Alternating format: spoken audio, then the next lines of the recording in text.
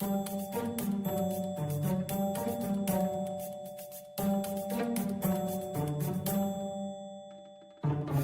but stop giving yourself a hard time about it. Yeah, I know. I just wish I could speak Polish. I know, but do you know how much fucking magic language I speak? None. Magic language? I don't know, all the shit I read earlier. Oh. I say magic language I thought you were talking about Irish, but... No. Magic language because it was various languages. It wasn't just one language.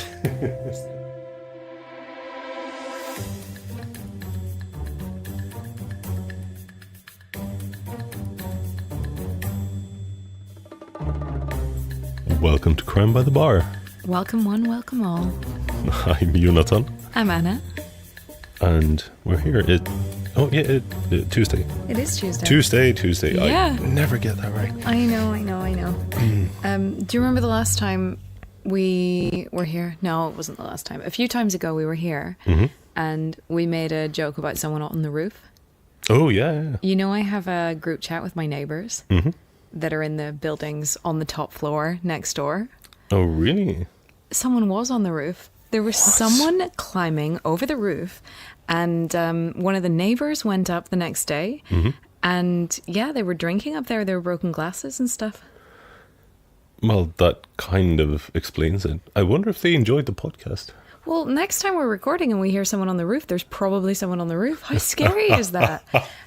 And the last couple of nights... That makes it way creepy. Like, yeah. The first times we heard it and I was hearing it, like, no, that's the wind, and the hatch and stuff like that. But no, it was 5 a.m, apparently. Yeah.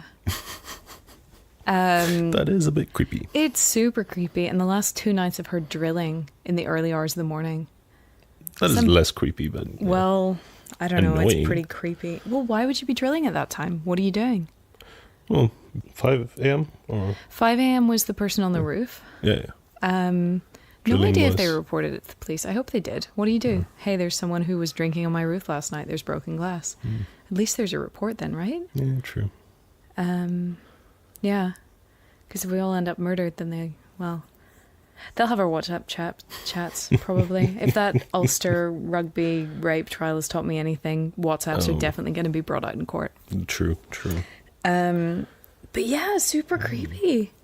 Speaking of reports, by the way, I didn't tell you, but I finally managed to file my police report for your bike? Yes, I got crimed, lost my bike, and all the updates that were like weirdly like around midnight on the Friday night. You and did stuff tell like me that, this. to tell you that, but yes. I hadn't checked them when I told you. Oh. And apparently there were 3 separate updates just saying, nah, we're not going to do anything about this. Really? Yeah. Well, it's kind of understandable, but lots of bikes are stolen, but still. Who knows? There might be hope if it's picked up somewhere. It might show up, yeah. Ooh. Oh. So, I guess the big drama this week is I'm pretty sure I know what crime you're doing. I am most definitely sure that you know what crime I'm doing. You told me so yourself. Well, I mean, we haven't discussed the name of it. True, and not really any details apart from the country, but I'm pretty sure you figured it out. Is it a guy with the surname like Vala or Vaka or something? Bala. Bala. You know it. I know it. And now maybe some listeners know as well.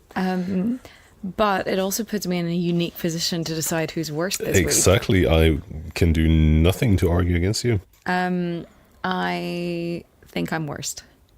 Oh, really? I do. Oh, I'm happy to hear that. Yeah, makes for an interesting change. True, and also gives us a period of drinking and talking and, going back and forth on your crime. And maybe I can stall enough so we'll have enough drinks that you'll find everything new and refreshing and amazing regardless. Don't worry, I'm like having enough drinks that I'm really not going to remember. And I've been doing so much research on my crime. Yeah, and that does happen. Yeah, like mine was some really interesting research. Some really interesting research. It's a Macedonian crime. And I had to go to interesting in and of itself. Yeah, I had to go to a lot of original sources to get some of it. There's a fair bit of worldwide coverage on it, surprisingly.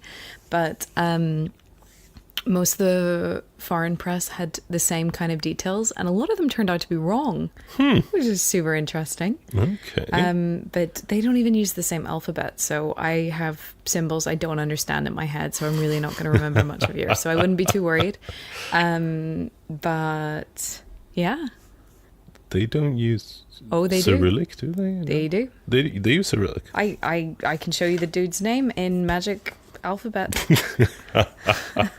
You probably shouldn't, because I should be able to know it, but I've forgotten all of it. Oh yeah, definitely Cyrillic. Yeah. I should know that, but I do not remember. I need practice. It's a name. It's fine. And it was in English right next to it. I didn't even look at that. Well, without further ado, have you heard of Vlado Taneski? No. Well, that's a good start. I'd never heard of this before either. Okay. So, Kičevo, Macedonia. I'm going to bring you back to the year 2003. Kičevo is a small town. It's like 120 kilometers or 75 miles away from the Macedonian capital of Skopje. It's only got like 3,000 residents. I have a map for you because I thought you might enjoy a map. 3,000 is quite tiny, yeah. Sorry, why did I say 3,000? This is like whenever my mystery I said Sligo was in the south west or something of Ireland. It's like, why did I say that? That's not even true. And I know where it is. I've been there many times. Why did I say southwest? But to be fair, you probably haven't counted the inhabitants of this town in Macedonia. No, but it's about 30,000. Okay. 30,000. Here's it on a map in case your geography is terrible like mine. It is. Oh, look at that. It's within the country, yes. It's there, and the picture underneath it is of nice terracotta roofed houses in the town. It's a sea of identical houses. Well, not the house roofing, I suppose. Yeah, it's really nice. It's on the edge of a national park thing. It looks pretty beautiful. But on the 30th of May 2003, a woman, Goritza Paleska, she was a 79-year-old.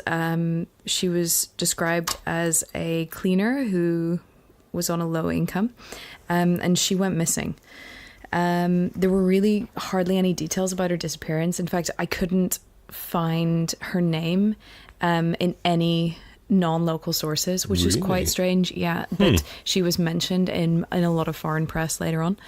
But she was also described as being 78 in most press. So, like, yeah, it's super strange. But yeah, she was 79. Her name was Goritza Paleska, and she went missing. And considering how infrequent crime happens in the town, and as you can imagine, it's 79-year-old, it's pretty weird. It was kind of big news. But you know, it blew over, and about a year and a half later, a bit more, on the 12th of January 2005, there was another woman, Mitra Simjanska, who was 64, was found dead. And that's when shit gets real. I'm going to spare the gory details because it's really bad. We'll put it that way. It's really, really, really bad. But essentially, she was tied up. She was beaten really badly. She was sexually assaulted pretty much any way you can imagine. And then she was strangled to death with a phone cord. And it was the same phone cord that had been used to tie her up initially. Again, she was also described as being low income, low social status, and also a cleaner. She lived in the same area of Kičevo as the missing 79-year-old. That's Goritza. It was bad. Her dismembered naked body was found tied up, so still with the phone cord around her body pieces. Okay. And she was put into nylon bags and left on the outskirts of town. Yeah. So, but also, sorry, it is the gory things, but also dismembered and like... Still tied up. Tied up and dismembered bundled. And still tied up. Okay. So imagine, the way I read it was... she was tied up with a phone cord and then chopped up. And the phone cord wasn't removed. So then she was put into bags and dumped. So the tying up thing was still there. Yeah. So yeah, I don't know how many bags. If that, yeah, I don't think it does. But yeah. So, I mean, it's quite difficult to say these two were related because, you know, one's a 79-year-old missing woman who actually personally, the 79-year-old Goritza knew the 64-year-old Mitra. Like they were in the same social circles. It's a really small town, like 30,000 people. Oh, true. Both cleaners, both similar age group. Like they fit into the same kind of bracket that police would categorize victims in, and they did know each other personally, and they happened within 2 years of each other in a place where there's relatively no crime of this kind, at least. So it was kind of scary.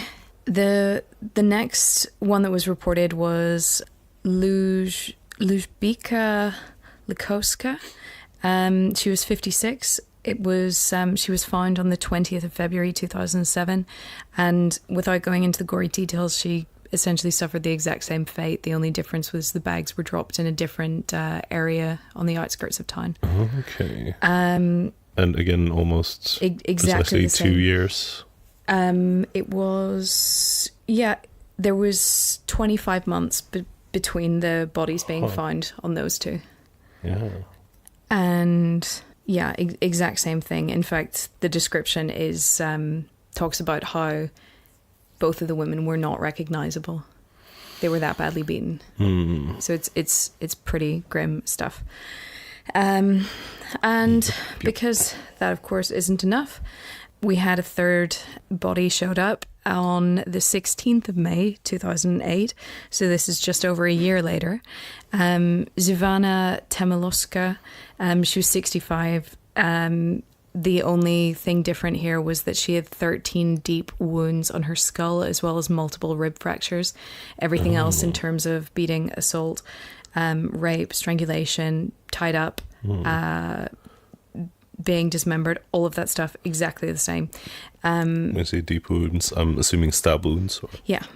Well, that's how it reads, but a lot of this comes from the original sources, so it's. I mean, I could be wrong on that. But yeah, she was also 65. She also knew the first three personally. All of them knew each other personally. All of them were the same kind of age bracket. So you have the youngest was 56 and the oldest was 79. And yeah, they were all cleaners. Yeah. So bad times all around. Unfortunately, the police really didn't have any leads. And the whole town was really shaken up by this. Luckily, there were some pretty decent local journalists, and there was one in particular that took their interest. There's this guy called Vlado Taneski, who's 56, and he was a journalist with more than 20 years experience. He'd recently gone freelance. There'd been some kind of a labour dispute.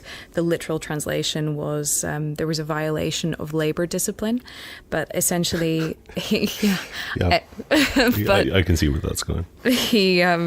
He'd been freelance for maybe a year. He was also based in the same town and was working pretty closely with the police when the first body was found. He was asking police questions about the profile of the killer and the likely motive. And he'd been working in the local daily newspapers for a long time, 20 plus years. He'd won praise for his reporting from his colleagues, and it's a really small, tight-knit community, like not only with the 30,000 people, but also you can imagine the number of journalists in Macedonia. It's a smaller number than if you're talking about UK or something. So yeah, he was a pretty reliable guy. Just after Zivana was found, so that was the third body, the fourth potential victim, one of the reporters at the Nova Macedonia, a reporter at one of the local newspapers, said that they'd got a pitch about doing a story on this, and it was the first time anyone had gone into detail on how the crimes were connected. So it's actually kind of exciting. Really? Yeah, they said this is a direct quote from this reporter at the newspaper. His name is Gos. There are not enough files here, and then all of a sudden there's a whole string of them. So, Gos Tripkovsky. That sounds right. Yeah, but I invented a couple of letters. Oh. So, yeah, this guy Ghost says, on May 18th, just after the gruesome murder of Zivana Temilowska, Vlado called and pitched a story to us. He was very quietly spoken, but also very persuasive.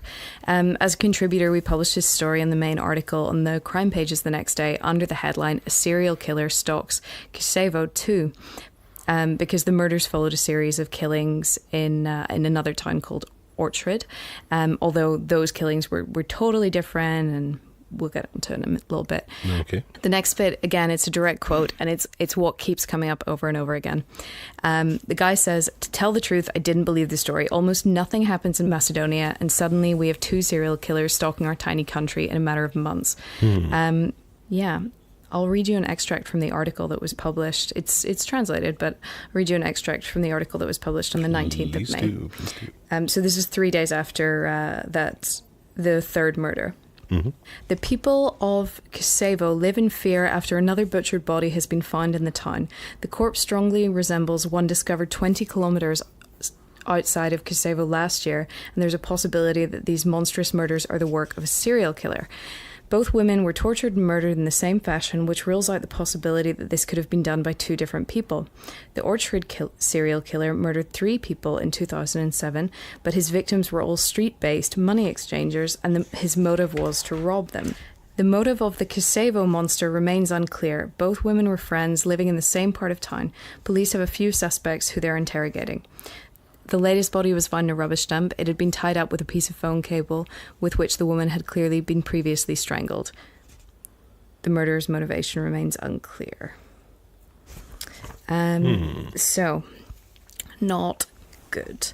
Well, I think we can all agree on that. There are quite a few other stories that end up being published by the same journalist who really seems to know his stuff. But like I say, even editors who'd worked with him for years were really skeptical whenever he offered the story because it just seemed ridiculous. Like, there's no way we've got a serial killer here, despite all these coincidences. He obviously had a really... Yeah? I just got I just got a very strong vibe. Maybe he knows a bit too much? Maybe. Okay. No, there was something in the phrasing there. Ignore me. Continue. He obviously had a good connection with local law enforcement because he gave more details on the crimes than were in the original police reports. His colleagues characterized him as a calm power, a lonely man full of kindness, looking and always finding. He did go back to the previous victims, and he was described as having visited the grieving relatives in their home to ask about the victims and who may have killed them. He wrote a lot of articles with a lot of shocking details about how the women were abducted, beaten, and sexually assaulted before being strangled and disposed of. If we go back to the second victim, so Ližbika, I'm so concerned I'm pronouncing her name badly, but I don't think there's a lot I can do. Her sister, Svetanka, he went to visit her. She said he came to see me and asked some details about my sister. He asked for her photo. And also the son of the third woman who'd been murdered, Zivana. Her son also met him. He said he came to our house, we talked, he asked for details, and yeah, it seems to be the case. He went to like the kids, the brothers and sisters, the parents, like all sorts. It was even the grandparents, the grandchildren sometimes to ask about these women. Okay. So yeah, you're making all the faces at me right now. But unlike his rival correspondents who were covering the case, Vlado's reports revealed that the women had been strangled and their bodies had been tied up with a telephone cord. And they also included later on really detailed speculation about how the killer might have abducted the victims, and also was questioning the police's handling on the case and their choice of suspects. Okay. Just for a little bit of background on Vlado, his now deceased mother, had also been a cleaner for many years and knew all 4 of the women we've discussed personally. Vlado had been married for 31 years. He and his wife were estranged by the time this stuff started happening.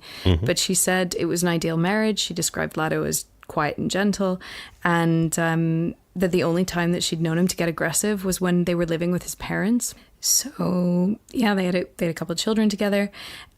His dad actually died by suicide in 1990, whenever his dad was 38 at the time. Oh. And that's... yeah, I know. Yeah. Vlado already had a pretty terrible relationship with his mother, but after his father's death, the relationship got increasingly worse. There are reports that she treated him really badly, that she beat him and humiliated him whenever he was a kid. Oh, okay. So don't know any more details than that. And again, this was only local sources, so translated sources. Yeah. So it's kind of difficult to know anything. Unfortunately for Vlado, the police hadn't actually released the cause of death as strangulation. They hadn't released it to anyone, and he'd gone into details about the telephone cable being used and even described it as the killer's signature weapon. So yeah, it didn't look great. It did mean the police could obtain a search warrant, and in his home, amongst his porn stash, which was described as an impressive archive with clear focus on rape scenes, they found notes on the murders, like actual notes on the murders. So whether it's journalistic notes or whatever else, it's a pretty weird place to keep your work. Kind of not the ideal combination you want for your archive. No. They ended up taking a DNA sample from him, and it matched samples collected at 2 of the crime scenes. There was also hair found with one of the bodies, again matched. Oh. Yep. So he was arrested on the 21st of June 2008, but it doesn't end there. Police were pretty vocal about how they definitely had him on 2 of the murders. There was a clear DNA link, and they later said that they were confident that he was involved in the first missing woman, and I think it was the first body and the second body that they said they could definitely link to him. The third one, they needed more evidence, but they wanted... When you say the first body, you mean the second... so Mitra and Lubika, I think those were the 2 that they could get him on, and for Savannah, they said they almost had enough evidence but wanted to put pressure on him and see if they could get more information about the first missing woman, because we have nothing more on her, like nothing more on her. They also, in their comments, said that his mother drew a striking resemblance physically to all of the women who had gone missing or had been found dead. Yeah, his mother looked like these 4 women. Yeah, that is one thing, and that can, that can be a link from that perspective, but also since all of them are already linked as being they friends. all knew each other personally. It doesn't say they were friends, but they moved in the same social circles. They knew each other personally. And they all looked like each other. Yeah. Huh. And okay. Yeah. So unfortunately, well, depending on your perspective, not long after he was arrested, he was found dead. It was just a few hours after being taken into custody, and it was a couple of days after being charged. He was found dead in a bucket of water in his prison cell. The bucket of water seemed to have been taken from the toilet, and he drowned face down in it. You can imagine there are some serious doubts about whether or not this was suicide. Really? Yeah. Doubts, though, because I'm just trying to think of how you do it. Yeah. Okay, I'll give you all the bits, and then you can tell me all the reasons why it's really weird, because it's not even as clear cut as how is that possible. It's like, no, this whole thing is slightly weird. So you know what, I'll read you a source from a Russian newspaper. It says on June 23rd, the journalist was found dead in the cell in a cell where he was detained. According to preliminary data, he choked his head in a bucket of water. Now the investigation is to find out why Taneski was not hindered by his cellmates or the prison administration. It should be noted that the death of a journalist does not mean the end of the investigation in this case, especially since 2 of the 3 murders attributed to Taneski had other people previously convicted. So he was found drowned face down in this bucket of water that he seemed to have taken from the prison toilet. There are a lot of doubts about whether it was suicide. However, a note was found saying, I did not commit these murders, and it was under his pillow. It was reported there were no signs to indicate he was forced into the bucket. There were no bruising, no struggle, whatever.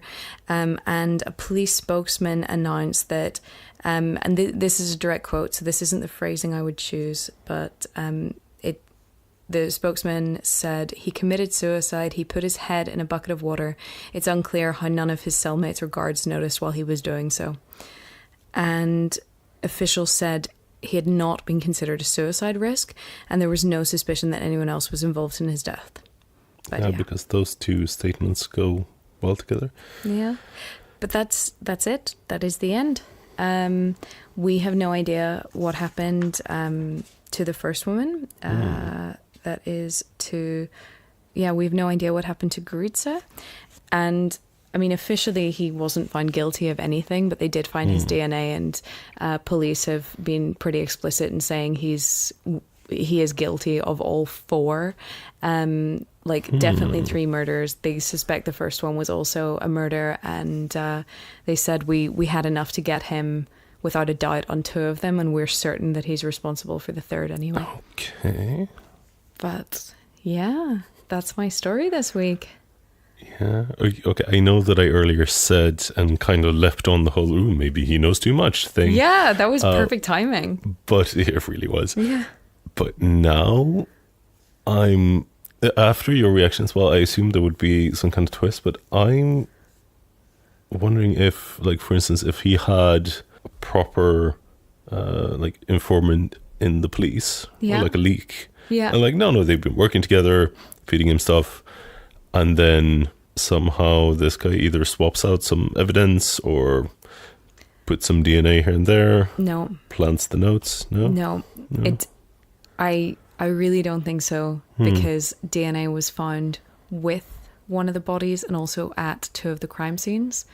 And also all the stuff about these women being known personally to him, about him injecting himself in the investigation, also seeking out all these family members. Like, the whole thing was really bizarre. Like, people were shocked. Slightly bizarre, but at the same time could just be overzealous journalists. Nah, I don't think so. But no, just considering the mother stuff. No, the mother stuff is enough. Like, yeah, but after his dad died, their mother his relationship with his mother totally broke down. His wife said the only time he'd been aggressive was when they lived with his parents. No, this is clear. This is so clear. I'm just thinking of possibilities because Nah, dude. I refuse. I have difficulties agreeing with that suicide or so-called suicide. Oh no, I have massive issues with the his death. No, I think that cover-up. But I mean, I think that's bullshit. But also, if you have some guy that's killing nice old ladies in a town with 30,000 people, I mean, is it that much of a stretch to say the guy in a cell next to him isn't gonna go, that could have been my mother? And why would the police give a shit if the guy in the cell, like, with him, drowned him in a bucket? Like, you wouldn't care. Well, I mean, also, it's you a grim probably way to go, should right? care. I mean, yeah, but I mean, it could have been but- anyone's mum, right? Well, yeah, but I'm not by saying... that standard, I mean, then no murderer in the world who's ever incarcerated would survive past the first day with that. No, but I think so. there's a difference. Like, there's a special place for people who kill... this was a gruesome someone who's gruesome vulnerable approach. as well. Yeah, and I mean, that too. dude, these women were, like, beyond recognition. It was really messed up. I'm sparing you the gory details, and I still did quite a few of No, he did this. He did this. But just... He did this. I'm not going to argue against you. To be sued. Police say he did this. Thank you. No, but I do want to say, because the turning point when you turned on me, with the evidence, because okay, his DNA was on like crime scenes, yes, different bodies and everything. Yes, but if like his leak was the person who actually did it and then tried to set him up, he wouldn't have needed to mess with all the DNA on all the crime scenes and all the bodies. Yeah. He would just need to be sure that he was in a position of at some point handling the journalist's DNA and then swap it for his own, basically. Yeah, no. You've lost me. It depends on how thorough they are there, and I have no idea, and I have no concept of how stuff worked like 10 years ago, because time is a weird thing. Wow, that is 10 years ago. Yeah. No, like one thing that is completely certain with all of these, there might be some sketchiness in how Vlado died, but there's no sketchiness in who killed these women. I'll buy that. What I will say, which you're probably going to be like, I knew it, is there was at least one source that I read. No, most of them have, like, I mean, one source out of close to triple figures sources, like a lot of sources. Maybe one source that mentioned the police thought he didn't do it alone. That, yeah, okay. But the other thing is he may have been a good journalist before, but this was the first time he'd had this kind of style. Yeah. And okay, you might have an informant, but nah, dude, you had the inside knowledge. Plus the tone of these things, it was more admiration and fear-mongering than disgust. I think that says a lot. This is true.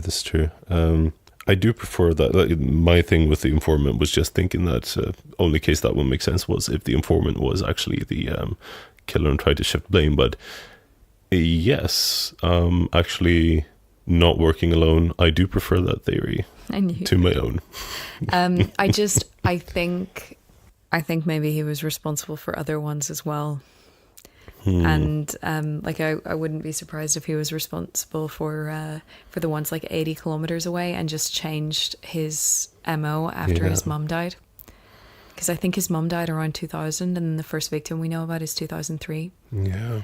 So yeah. It's the other thing is, I think if it was an informant situation, if it was women you knew, you'd have a very different reaction. True. Like, you wouldn't really be out for your career unless you actually, unless you dislike them. And obviously this guy has a bit of a, we'll call it an issue. There's a bit of an issue there. Dude doesn't make friends. But yeah. We're back to the gore again, aren't we? Yeah, but we're swapping seats and I'm kind of liking that. So I'll balance the back end a bit. Yeah, okay. Mine is not that much of a downer. No, yours is all right. I mean, it's kind of... Well, you know. Yeah, from what I remember. Or you think you know. I think I know. Yeah, you have to tell me. But... yeah, I find this... like, he's like a twisted Clark Kent. Yes, pretty much. But, you know, he's the journalist and he's the evil killer guy. And he's writing about it because he wants more attention. Well, maybe it's not that he wants more attention. It's like, hey, I'm freelance now. I need to make some money. Like the arsonist, Sicilian firefighter volunteer guys. I don't know, that felt way more transactional. And yeah, this doesn't. This is to their credit. They also, wasn't there at least like a decent chunk of issues where they're basically like, no, they didn't even bother setting a fake fire. Oh yeah, they just like called it in. Yeah, and just like, let's take a trip around the block with a car or something. Yeah, I guess it would be like a guy reporting on crime that never actually happened. Yeah. Interviewing him, that's a shit that you can't do that as a journalist. Firefighters can at least pretend. I have to say, one thing that really struck me is how stupid does this guy Vlado have to be to like go, I know what I'm going to do. I'm going to report all this shit that no other journalists have access to and not even think about whether the police have made it public. Like, dude, even if you'd have just said strangulation, that's dodgy enough that you're reporting it. But you've been so specific. You've really shot yourself in the foot with that one. Mm-hmm. One of the articles I read, and it wasn't a Macedonian article. It was a foreign article, like as in foreign to me and not Macedonian. Oh, okay. I can't remember what language it was. And someone replied on the article, it was the only comment on the article, basically accusing the police of murdering him. And it was like, I mean, they do go into detail about the graphic, horrible nature of the crimes. You really, that's what you're picking out, not going, wanker. It's, you murdered him, you can't cover this up. And it's like, whoa. Or the police murdered him, they can't cover it up. To be fair though, like, the police is supposed to be like, I agree. I totally agree. And I can see how people react to that as strongly as well. No, I get that, but I also think, like, I would be a bit more concerned about 2 of these murders apparently being solved and having people behind bars. I'd be more pissed off about that shoddy police work. Yeah, wonder what happened to those people. There was only original source Macedonian articles that I could find that referenced it. None of the foreign press ones referenced it. Really strange. So yeah, I don't know what the story is there. So it wasn't even like a convenient thing that they got this guy. And they really thought he was full of shit whenever he was writing about how the murders were all related. I'm not quite following. What do you mean it wasn't a convenient thing? Like, it wasn't convenient for them to get him on 3 murders. It would have been more convenient for them to get him on the unsolved one. Like, if you want a nice tidy package, well, true. You find the guy guilty on the unsolved murder. You don't like go for 2 that are already solved and accuse him of being involved in 4, one of which you don't have a body, and 2 of which already have people behind bars. I mean, that's kind of embarrassing as well. And I mean, that could also be a motive for a murder. As in to kill him? Yeah. I mean, why? There's a suicide note in there saying he was innocent as well, which is also bizarre. But regardless, like, you and probably a lot of people reading and following this story would be pretty convinced that, yeah, this guy did it. But it's also a bigger story that he did all 3 or 4, rather than just tidy it up with he did this one and the other 2 were totally unrelated. Probably wouldn't have gone outside Macedonia if it wasn't all related. No. But I'm just thinking of, like, okay, if there's nothing like, work on the assumption that they thought, like, okay, we found out this was actually the guy who did all of them. Yeah, then it's convenient that they don't have to go to trial and everything else. Exactly, and they don't need to sort anything with the 2 people already imprisoned. I mean, I'm pretty sure they would have had to sort shit with them. Well, the police came out in a statement and said he was guilty of them all. Yes, in a statement, but there was no trial. He was not convicted, hence... Legally, they don't have to do anything. Yeah, I can see that. I don't falling know. Out that way. Can you imagine, like, if you're in jail for the murder of one of these women, and all of a sudden the police come out and say, "No, this dude is definitely guilty." You're getting your appeal. I don't care how you swing it. You're getting your appeal. Yeah, but and also, if it's widespread belief that this other guy did it, you're gonna win your appeal. Yeah, that doesn't make it better. No. Anyway. We've ranted too long. Yes, we have. That means we probably need to stretch our legs, because I think we've covered it. Like, it is really interesting. I might be forcing my angles a bit. Okay. Yeah, let's have a stretch. Let's walk our legs. Let's get a drink top up. We're getting a top up, and we'll be right back.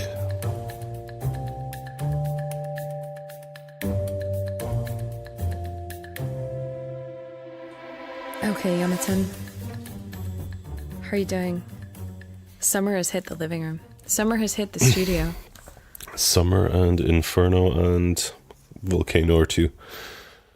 I mean, I'm as happy as a cat sitting on a radiator, but you're pretty miserable looking. You just look uncomfortable and warm and like, yeah. Those words are all accurate. Sorry about that. I don't control the heat, but I'm also willing it to keep going. Oh, so yeah, it's all your mental capacity keeping the radiator up. Okay. Abruptly. Yes. We are indeed. here. We have our drinks. I should top myself up ever so slightly. Oh, that was the whole point of the break. What have you been doing I've except been for reveling sitting here in the basking in the warmth. absorbing the radiation? I'm basically cold-blooded. I have to lie here on the sofa absorbing heat until I hit, optimum temperature, which is about another 3 degrees away. That or death. Okay, Jonatan. It might be death for me and optimum for you. Oh, I'm sorry. Then we get but I both. love it. No.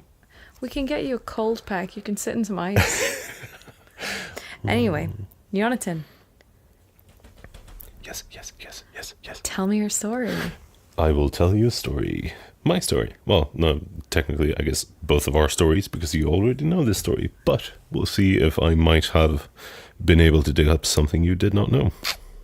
I'm sure you have. I have faith. But just for context, so I was informed right before we started recording that you knew about my crime. Well, Probably. I've been trying to avoid talking to you since you arrived because I knew it was only a matter of time before this came out. And I thought it would be so much more entertaining if it came out on mic. But then I just couldn't hold it in. Something was said. I got very excited. Words were yelled quite loudly. And yeah. Yeah. But you said that you did a bit of a checkup on this crime as you were researching, but you knew it since before. No, I've known about this crime for a couple of years. Mm-mm. And I know about the Dutch one as well. Oh, yeah. Yeah. I won't be touching the Dutch one because I have not looked at it at all. So you can... I can give a bit of info on it. combine. Yes. Yeah. My story Yes. takes place in Poland, Okay. as you well know. I do. I think Poland's awesome, though. Definitely. But here, specifically, it's in Wrocław. Cool. Sorry. I did try to find a good pronunciation. In the year 2000, yet again. And this is the story of Dariusz Janisewski. Possibly. I am so impressed by your pronunciation and your accent. Well, don't say that because it's probably wrong and then we both lose. But I don't think anyone's listening to us in Poland. oh, we need to fix that. Yeah, I do. I do agree with you. So, back in the year 2000, Yes. Darius was 35 years old. He was the owner of a smallish advertising agency. He had a degree in law studies, and he played guitar in an amateur rock band. Yay! Yep. So he was generally just like well liked, generally considered to be, calm, inoffensive, nice guy. Of course. They all are. Well, definitely not all of them, as we will learn in this story. But Dariusz was married. So back in 2000, he had been married for 8 years. Yeah. You're just smiling and looking. Because I know exactly where this is going and it's so much fun. I am like a child being told a bedtime story and I know exactly what's going to happen. I know where all the scary bits are. Fair enough. And it's kind of wonderful. I'm really crap with horror movies. So what I do if I absolutely have to watch one, I go into IMDb and read all the parental guidance about all the worst bits and the times that they comes in. So then really? I know, okay, there's going to be suspenseful music at this point, and then there's going to be a loud bang, and then something jumps out. So I read all the spoilers there, and then I don't get freaked. Well, I still get freaked out. But yeah, that's my strategy for dealing with horror movies. I just assumed you were going for read like the plot synopsis and okay, no, there'll be a gruesome death here, but I need the detail. That is granular, and I kind of love it. Yeah, I hate horror movies, but whenever you're like, oh, we're all going to watch this, and I'm like, really? Yeah? Okay. Anyway. We'll get back on track. And so Dariusz and his wife had a bit of a rough patch, but at this point, they'd gotten over it, they'd gotten through it. Everything was looking quite lovely. They were looking to adopt a child together, in spite of a rougher history. But on the 13th of November, Dariusz and Agata, the wife, woke up and basically started their day. The wife left a little bit earlier than he did because he wasn't really in a rush to get to work. Nope. He, like I said, he owned his tiny ad agency, but his mother helped him run it, worked there as well. Okay. And she was usually taking care of the morning stuff. So she was in the office keeping tabs on things. He could take it a bit easy and roll into the office a bit later. Yeah. In the morning, she was working by herself and she answered a phone call to the office. It was a man claiming to be a client of theirs, and the man asked a few questions about the business, like specifics, mentioning ordering something maybe billboard-ish, stuff like that. Billboard-ish. Hey. Ish. Billboard-esque. Yeah. No, I guess you can be on the fence. Yeah. No, it was a bit, but then he said, like, no, I can't talk to you about this. I need to speak with Darius. And he kind of pushed her, but no, she was fine. Like, okay, here's the number to his mobile phone. Yeah. And he hung up and called Darius and spoke to him for a bit. Yeah. Don't know what was said, but business call, presumably. Darius later came into the office, worked a bit, and later... Now, this is the first point where sources kind of diverge. I found 2 sources in Polish, and yes, this is translated online. But 2 sources said that there came visitors to the office and basically picked up, as in went in, then Darius basically closed down and said, no, going out on business, and then they got out together. Yeah. Whereas a lot of, especially international sources, just say that he probably got a car or he had an appointment and he left by himself. Yeah. But regardless, Darius left the office. And in spite of this like weirdness of like the phone call and these supposed clients, one of the weirdest things was that he did not take his car when he left. Ooh. So That's always strange for car owners that are going a distance. well, Unless but- they're drinking. Yeah, or if they were driving together with someone. But even if that was the case, Darius apparently really loved his car to the point that he was driving it really unnecessarily to an unnecessary degree. Like whenever he had an excuse, he would get in and drive his car, leaving the car behind. Even if he was accompanying someone, he would have gotten into the car and like driven to show the way or so. Yeah. That did not happen, so that seemed a bit odd. Later that night, Darius didn't return home in the evening. Oh. I bet his wife and mum were worried. Yeah, especially his wife. So the following day, like first thing in the morning, Agatha reported him missing to the police, basically. Good. As soon as she could. Yeah. And Poor lady. yeah, but then we get the thing that I'm always worried about when we're talking police and missing people. Yeah. They basically said, oh, come on, this is way too early for a report. Like, he's an adult grown man. He's probably out having fun, or maybe he got tired of being at home. He's probably sick having of you. fun. What did you do to drive him away, love? Kind of that tone from... I hate these. Yeah, but as far as I can tell, nothing really happened beyond them finally accepting the report at some point. Okay, well, that's at least positive, despite them trying to talk her out of it. Oh yeah, but the thing is, there is a gap because the next big update, let's say... Oh shit, I have a feeling I know what's going to happen. A month later, so, well, the next month at least. It's December. Guys. What about someone what if someone needs to call about potentially getting a billboardy type thing? Who are they going to speak to? Well, I mean, the mother is covering. No, so. but she'll just take a message and a phone number or give out a phone number. What? Okay. Sorry, go on. Next month in December, still same year, 3 fishermen were setting up along the Odra lake when one of the 3 friends kind of noticed something floating along the shore. It wasn't a fish, was it? No. They saw it coming and thought, oh, that's a pretty big log. Good on the log. Okay. until it drifted closer. Oh dear. And they saw what they were pretty sure looked like human hair. Oh dear. And they kind of got some pole or something, pulled it a bit closer, and they had found Dariusz.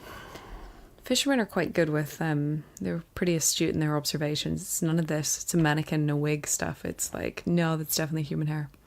Well, that's a fair point. I was actually going to just call back the mannequin thing with like, no, that's a log. But yeah, they saw the hair and assumed.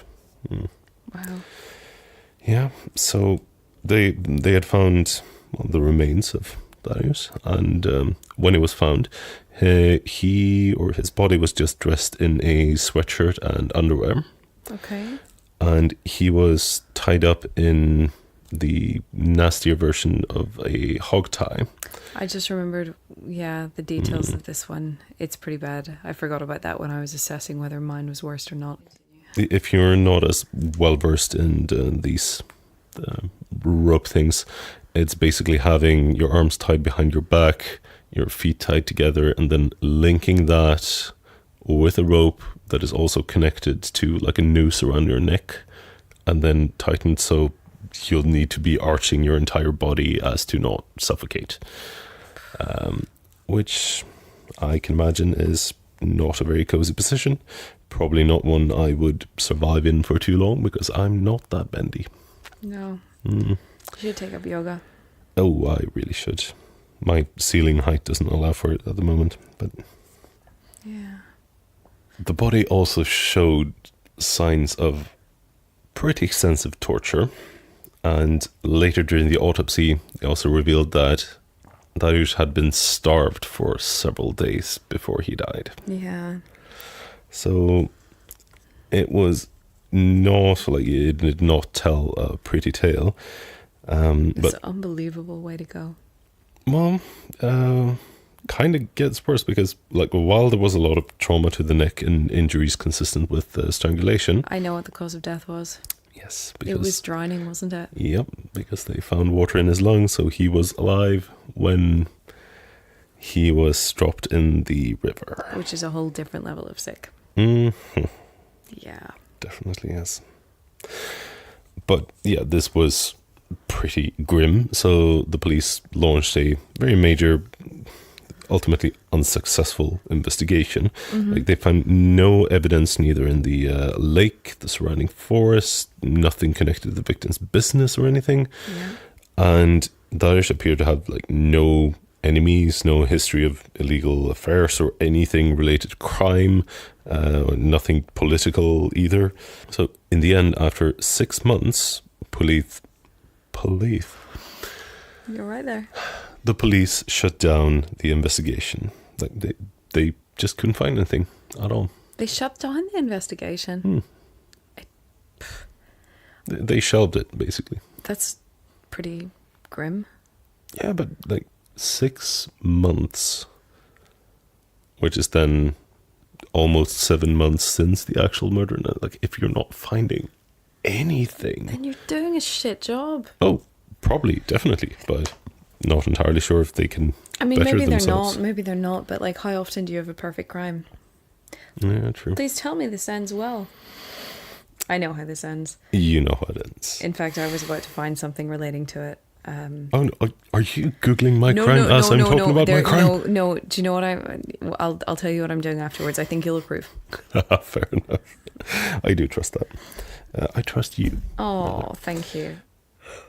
Over 3 years later, well, 3 years after the murder, the cold case caught the eye of a detective called Jacek Wroblewski.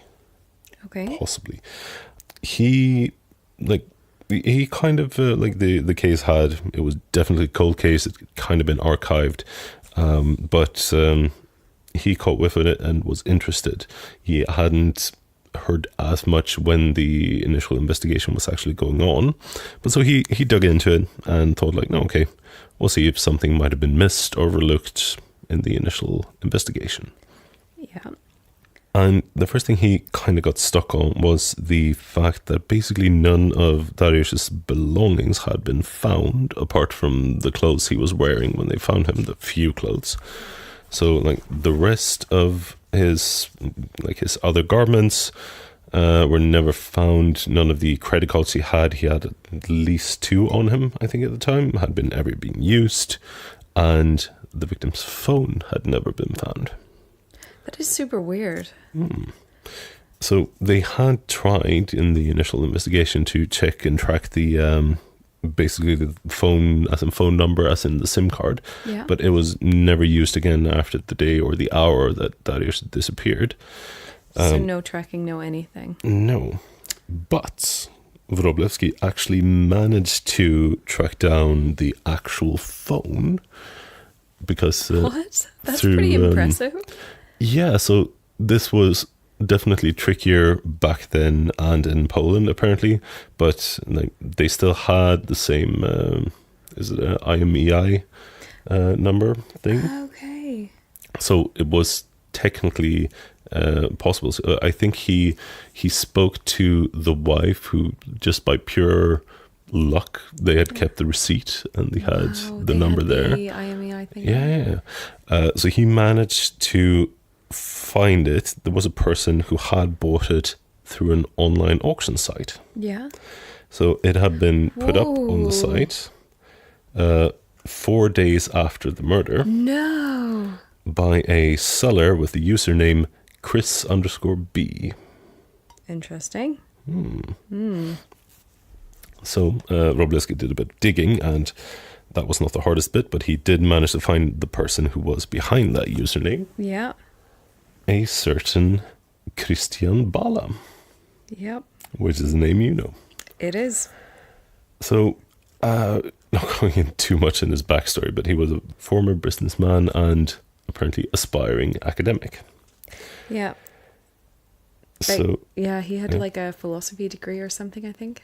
Yeah, something like that. And it was weird because every time I read about his past, especially like when it comes to businesses, it was like every other sentence was like, no, but he made a really good business, but he was a horrible businessman. And he was kind of praised for his business, but the business went under. I think it was mostly bad, but he, I know, made some good deals along the way, possibly, but not for sustainable business at least. But yeah, so he got this connection to a Krystian Bala. And like, while the phone could have been, like, he could have bought it somewhere else, he might have picked it up off the street or so before he put it up for auction. It's 4 days. It is 4 days, and it was definitely enough for Wróblewski to just like, no, he didn't want to let go yet. He wanted to keep digging. Yeah. So Krystian at this time spent most of his days abroad, either traveling or staying in foreign countries. Yeah. He mainly made his living like either by publishing articles, I think mostly travel magazines, and by either teaching English or scuba diving, apparently. That's a pretty weird combo. Like, really? Well, I mean, aspiring academic, scuba instructor, English teacher. English. I mean, the English teacher kind of fits, and I know scuba diving, like if you can and if you're certified, I guess that's good money. Is it? I don't know. I guess it is. Good and easy money, probably. English and scuba diving, yes. So he mostly only came back to Poland to visit his family now and again. Okay. But the detective soon found out that Krystian had, not too long ago, made his debut as an author with the book Amok. Do you know what the rating for Amok is on Goodreads? This I've not checked up. That's what I googled. Oh, please tell me. No, here you go. 2.8. Huh. But it's only got 19 ratings, so I reckon, and most of them are either 1s or 5s, so I think it's either people who are like, this shit is sick, or this shit is super interesting. Interesting. That's what I googled. Very good. I knew Googling. you'd approve. I definitely approve. No, I didn't want to look into it because when the book was released, it didn't really do that well. No. So it was only released in Polish, and it was yeah, not too appreciated. So in general, like I've read a bit of a synopsis and some extract. I haven't read the actual thing, but from all I can piece together, it's basically like a Mary Sue approach to crime and punishment, with more of Krystian's own like intellectual political agenda, and very much leaning on the shock factor of excessive sex and violence. Sounds about right. And well, since we all, I think most of you who don't know this can, deduce in what direction we're going. But regardless, it is in conjunction with the crime, and I'm very certain that not necessarily popularity, but the sales for the book probably went up a lot after this entire story. Yeah. And I thought that most of the sites would be kind of imbalanced afterwards. Okay. Yes. So as the detective was reading through this book, he started recognizing more and more details from Dariusz's murder, from everything from the actual methods from the murder to the, like, there was even a point in the book apparently about selling evidence on an auction site. I think it might even have name dropped the same kind of auction site, but I'm not sure. Dude. There were a lot of similarities, and the main protagonist of the book's name was Chris. Yes. As you know. And it was very, very, very obviously based on Krystian's own life. In so many sections. So Wroblewski just went in for this, and he like made several copies of the book, gave out individual chapters to others in his unit for like analysis and scrutiny. Just like having it separate, because like he saw all the connections, but he wanted to make sure he wasn't just grasping at things, I suppose. Yeah. They even apparently asked a criminal psychologist to analyze the main character to get like an insight into Krystian's mind, which is interesting approach. But at the same time, like as much as they found in connection correlation, they couldn't, of course, use anything in the book as evidence, basically, because fiction. And even though it was very many points that could be drawn parallel between the actual murder, not really as incriminating as, say, a certain journalist straight off the bat. Yeah. But yeah, I mean, I'm pretty sure there was enough reasonable doubt to dismiss the book angle. I'm surprised by that. But they try to look more like the main thing they also were worried about was, since he was abroad that much, they were very careful not talk to any family or anyone that could like tip him off, because they didn't want to lose the chance of actually getting him whenever he got back. Yeah. But one of the things they did check, which was very creepy, they did know his account on the auction site, and they checked some history. Like there hadn't been any purchases, but he'd been browsing some, let's say, interesting items, such as a second-hand police manual called Accidental, Suicidal, or Criminal Hanging. What? Yeah. That is so okay. That was apparently a police manual someone put up on sale, which he checked out. I think he browsed a bit. Similar things. I mean, to be fair, we both, if someone checked out our internet search histories at this point, we're screwed. True. Well, not really, though. I mean, just looking at the amount of hours of raw material we have recorded, combined with the research notes and the time it would take to do all of that. We don't have any time to do anything untoward. Yeah, pretty much. There is no window for us to do any crimes, especially not as intricate as the ones we research. And I say this as a statement, so now we know. No one needs to suspect us ever again.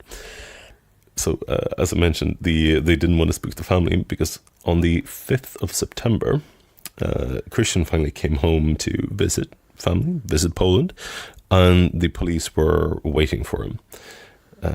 Krystian later actually made a very colorful statement on how he was apparently ambushed by like thugs. He was severely beaten and threatened. He was like forced and duped into thinking that he was going to be executed and buried in a field. And then they left him in like a police station, and then he had more abuse. But the detective said that that's like complete fiction. Well, for once. And unlike all the shit before. Suddenly you've become creative and made up an entire story. That's him. Of course, the police said, no, he was just properly arrested, no violence, when he got back. So they didn't have a strong case at this point, and like they still detained him and tried to do something. And Krystian tried to drum up a lot of support, both, locally and internationally at some point, it seems like, when it started gaining some traction, because he was just pushing that he was being persecuted for being radical and like anti-church and anti some political things. There was a lot of back and forth during this initial thing, but the police finally, just cutting through the political nonsense, the police did manage to find a motive, also indirectly thanks to the book. Because they had like several times tried to question Krystian's, at this point, ex-wife, but she had refused to cooperate because, well, possibly some loyalty and like how she's perceived, I suppose. But she was refusing to cooperate until they showed her, let's say, select chapters from the book. Because she had not read it, because he published it after they had separated. Yeah, and it was the murder of a woman in the book, right? Not that, actually. What the main thing was, it was specific chapters about Chris's wife that were apparently, like, she was apparently so appalled by the similarities and basically the general contents and how it was mashed together that she did a 180 and like, okay, I'm cooperating with you guys now. Oh, dude. So they actually got a motive in the end. So apparently Krystian had, in spite of like when he was arrested, he claimed like he never met or heard of Dariusz, and like no, he was just writing fiction and they were grasping at straws. But Krystian had thought that his wife had had an affair with Dariusz, because they definitely knew each other. According to the wife, they had met, flirted a bit, but nothing had actually happened at that point, even though I think both were very tempted, but both were married. They were going through rough patches. But Krystian had, I think at one point, hired a private investigator. He had like several times confronted her and attacked her while they were still together. But she still never thought that he was capable of murder. So, That's always a bit scary. So she had actually, when she heard the news about Dariusz, she had actually asked him if he had anything to do with it. And what did he say? Well, he denied it. Okay, well that's better than... She actually believed him. Oh, no, he didn't confess to her. So No, it's better than like giving the look of, and what if I did? Why do you care? Are you interested? Yes. Are you in love with him? Like, okay, well... Oh, I didn't even go there. Yeah, that's where I go with it. That's so bad. But that's also classic. Yeah, I guess. Yeesh. Ugh. But no, to her, he denied it, but she was still providing this information like, no, okay, that he was definitely lying about. He definitely knew who this was and had been violent in conjunction with that. So in the end, there was a very public trial. There was a lot of noise on all sides, but it went through, and Krystian was sentenced to 25 years in prison. I don't think that's long enough. I just don't think it's anywhere near long enough. It's tricky with punishment, and especially since there are things. So I'm not sure what update you read last, but there was also an appeal made. Okay. In 2007. Oh dear. That was 10 years ago. Okay. Where they demanded a retrial, which they actually got. Shit. So Krystian got a retrial. He got a second trial. Okay. Through, where he was found guilty. Okay. And sentenced to continue his jail term with no reduction. Well, that's which good. Is something. I was worried when I read about the retrial. Yeah, but I mean, it's not like they should have at least upped his sentence for time wasting. Do you know how much a trial costs? True. Well, hopefully he got stuck with the bill at least. I don't think that's how it works. Bill for his own lawyers. That's something, I suppose. I do not know. But no, so he is still in prison, and it does not look like it'll change. I did find it kind of interesting because, of course, I found this crime because of the whole like, oh no, he confessed. Well, he spoiled his crime, or he incriminated himself through a book and all that. And I also found that there was a lot of reporting on this had slightly different angles, but a lot of them try to like blow up the book's significance. Yeah, basically just pushing that. The police had nothing until like some stories say like, no, there was an anonymous tip called in saying like, oh no, you should check out this book, and they read it and they were like, oh. Some said that it was like internet discussion forum about the book. I read the internet discussion forum, and that's where it kicked off. Is it bullshit? It's just unconfirmed. That is definitely unconfirmed, and as far as I can check, and the Polish sources that I actually looked up as well, they're all very much like, no, this detective checked and found the phone and first had a link to him. So it didn't start with the book, basically. I thought the other thing was they found in the phone records that Mr. Mann, author guy, called Darius, and he was the one on the phone. So during that call, they couldn't be completed because that call was placed from a phone booth, which was basically right next to his office. Oh, creepy. Yeah. There were some other, which they confirmed the rest of the story when they checked like phone logs between like the ex-wife and Darius, and between them after that during the incidents as well. Yeah. But talking about creep factors, when he was arrested, Krystian was pretty, let's say, very, very annoyed. Apart from the whole arrested thing, but the police had confiscated and locked up his computer. Oh. Which, since he was in prison, he kind of demanded that back because he was in the middle of working on his second book. Oh, dude. Please tell me it wasn't like, oh, continue. So sharp. Nothing will happen, but the police went through his computer very thoroughly. Yeah. They found the start of the manuscript and a lot of, they call it research.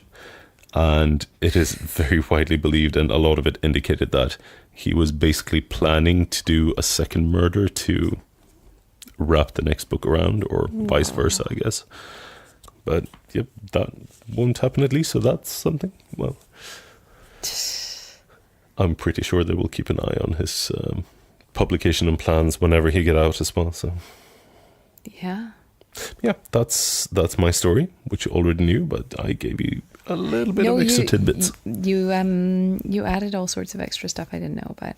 Very nice job. I'm glad. As someone who knew the story, you did a better job than my brain did. Oh, your brain's good. Come on. I have no further questions. Should we get a drink? I think we should get a drink because I don't remember any more details, and I think we're pretty good on this settle. We'll get a drink. You had an idea. I liked it. We'll keep it secret. Yeah. Until in a moment. Okay.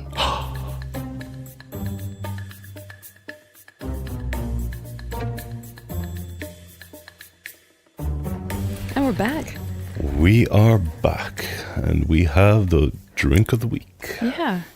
Which is we're doing a version of the classic Hemingway cocktail this week, and it's called the Late Hemingway, because there's no juice in it other than lime juice. Well, there's no grapefruit juice. There's grapefruit liqueur in it, because why not? Everyone needs it a bit stronger. I mucked around with the proportions a little bit as well. Okay, so stronger, better for running off with. Double measure of 3-year-old white rum.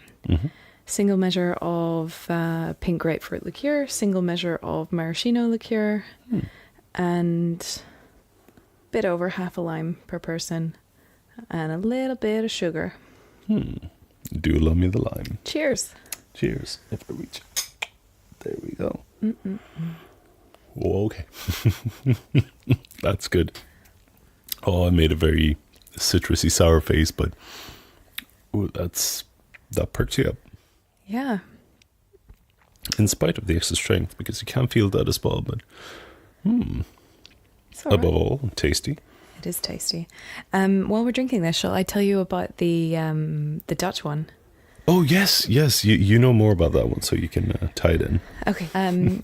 In researching crimes this week, I, of course, rediscovered yours and realised, I bet this is his, and ended up down a bit of a Google hole that ended in me reading about the Dutch one.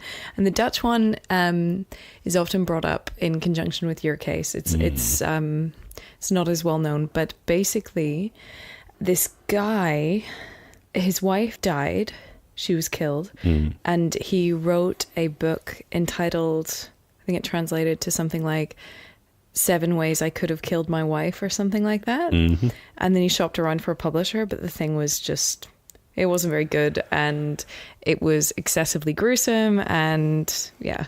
Generally seen as in pretty bad taste. Yeah. I think was the consensus as well. Yeah, and so he didn't get a publisher for it, and police could never get him on the murder because as dodgy as it was, there was no evidence linking them. But they lived way out in the sticks, so they lived in the countryside, and then he decided in, I think, also 2007 to move to Amsterdam. Yes, I remember And this. he sold this house that he'd shared with his wife, and they never found a body, and all of a sudden they found the body under the concrete in the house. Yeah, they were like the new people who moved in were going to do some renovations, and they dig out the concrete and find a wife. Yeah, not what you want to find underneath the floorboards. Not quite, no. Or under the concrete. But yeah, that was the Dutch one. That's pretty much all I have.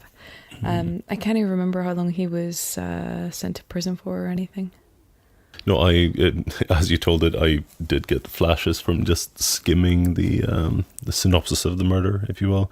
But I chose not to dig into it in case we were either doing a parallel thing or so.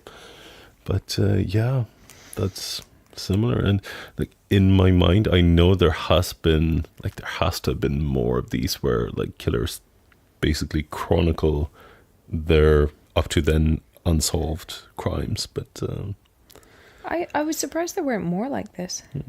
I think there has to be more. They just haven't been caught. Oh, you've seen Basic Instinct, I assume. yeah. I love that movie. Really? It's been a while since I've seen it, but yeah, with her and the killing and the silk scarves, and do you really think I'd be stupid enough to write about it or to kill someone the way I wrote about it in my book? True. Someone's obviously trying to frame me. Like, that was cool. That is if we were talking like a better, more strategic approach, is writing before you do it, I guess. Yeah. Because now you say frame job. Anyway, I am enjoying the rum. Oh, I love rum. Anyway, we should say farewell because it's really fucking late. We should. Tuesday's almost over, but we're really happy that you came and listened. If you like us, please take a moment, rate and review us, write a really cozy review, and we will be all giddy and read it on air. We'll be super psyched. And you can also help us out by telling one other person who you think would enjoy this podcast all about this podcast. That would be super cool as well.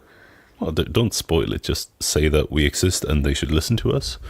And since these people love you, they will listen to you and take it to heart. And then everyone will get to enjoy this. Yeah. Good job, honey. Oh, I'm not good at the pitching, sorry. As usual, you can give us a shout on Twitter at Crime by the Bar. We love it when you do that. There have been some super fun interactions the last week or two. I really enjoyed, someone was asking where my accent is from. It's a very good question. I have a bit of a mongrel of an accent, so if you want to know where it's from, check it out on Twitter. We answer the questions there. If you have more hard-hitting questions, please send them our way. Perhaps. And if you have really, really long questions, too long for a tweet, send an email to crimebythebar@gmail.com. Do that. It's awesome. We love them. We read them. We read them. We drink. We enjoy. We discuss them. We also do requests. So if you have any drink requests or crime requests, send them our way. Please do. And that's it for this Tuesday. We hope you have a good one. Yeah. And we'll see you on Friday. Yeah, thanks for tuning in. Have a good week. Have a great week, and bye. Bye.